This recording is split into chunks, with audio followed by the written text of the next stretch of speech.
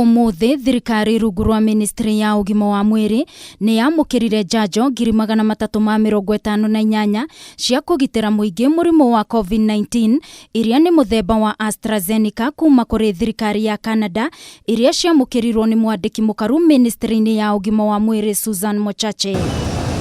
Akiamukira njanjo ici kiharo-ini kia ndege kia JKIA, Mochache ugite gukinyeria riu bururi wa Kenya ni wamukirite makiria ma njanjo milioni 3.6 na merigirire kwamukira njanjo ingi milioni 4.6 kwambiriria muthenya wa rucio. We are going to have vaccines for the second dose of those that have already taken the first dose, and this is a generous donation from the people and the government of Canada to the people of Kenya. Canada has committed more than $2.5 billion in international assistance in response to COVID-19. In line with our feminist values, we continue to focus on those who already experience marginalization more acutely. Hari njanjo ici cierigirirwo ni hamwe na njanjo ya Johnson & Johnson iria thirikari ya Kenya irihiire rungu rwa urumwe wa Africa AU guku igitanywo gukinya kwambiriria muthenya wa rucio. We are expecting the consignment of Johnson & Johnson.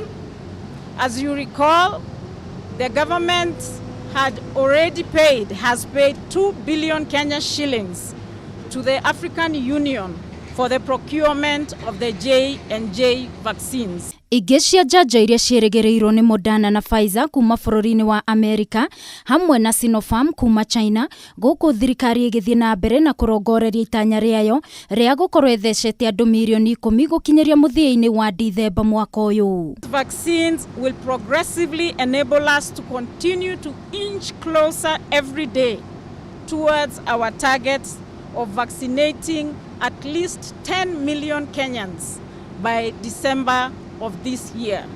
On behalf of the Kenyan government and the Ministry of Health in particular, I would like to take this opportunity to thank you most sincerely, High Commissioner, and the people of Canada, represented here by yourself, for this great gesture. The donations will certainly go a long, long way. With one dose, you are not fully protected. You have partial protection. You need full protection. And that is why nowadays we report on full vaccination. So the first thing is the person themselves must appear. King'uki gia COVID-19 no githiete na mbere na gwakiriria na nikio thirikari ikoretwo ikiria muingi gwitikira guthecwo njanjo niguo kwigitira. Ngiribotera Kameme TV mohoro gitau ni njitagwo Wangui wa Muiruri.